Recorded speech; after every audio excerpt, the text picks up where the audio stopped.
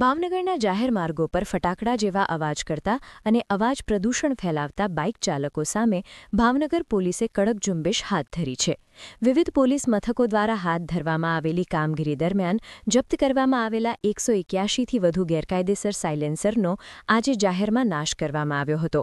Bhavnagar police headquarter ખાતે આજે એક વિશેષ કાર્યક્રમનું આયોજન કરવામાં આવ્યું હતું. અહીં જપ્ત કરાયેલા તમામ 181 સાયલેન્સરને જમીન પર બિછાવી દેવામાં આવ્યા હતા અને તેના પર બુલડોઝર ફેરવી દેવામાં આવ્યું હતું. પોલીસની આ કાર્યવાહીનો મુખ્ય ઉદ્દેશ્ય એવા બાઇક ચાલકોને સંદેશ આપવાનો છે જેઓ કંપનીના સાયલેન્સર કાઢીને વધુ અવાજ કરતા ગેરકાયદેસર સાયલેન્સર ફિટ કરાવે છે. આ કામગીરી સમયે સિટી ડીવાયએસપી આર સિંગલ સહિતના ઉચ્ચ પોલીસ અધિકારીઓ ખાસ ઉપસ્થિત રહ્યા હતા. ડીવાયએસપીએ જણાવ્યું હતું કે અવાજ પ્રદૂષણ અને ટ્રાફિકના નિયમોનું ઉલ્લંઘન કરનારાઓ સામે પોલીસની આ ડ્રાઇવ આગામી સમયમાં પણ ચાલુ રહેશે. ઓકે સર, શું કહેશો આજે સાયલેન્સરોનો નાશ કરવામાં જે કેટલાનો મુદ્દામાલ છે?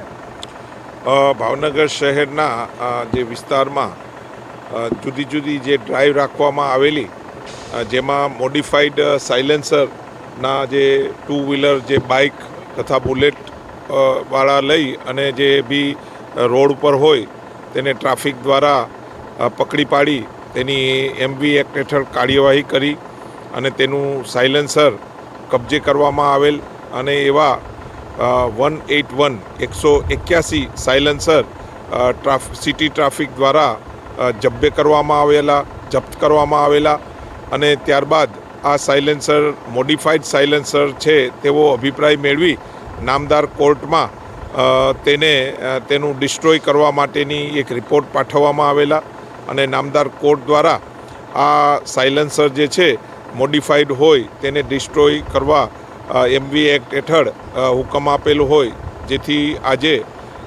181 મોડિફાઈડ સાયલેન્સરને રોલર દ્વારા ડિસ્ટ્રોય કરવાની હાલમાં કામગીરી ચાલુ છે.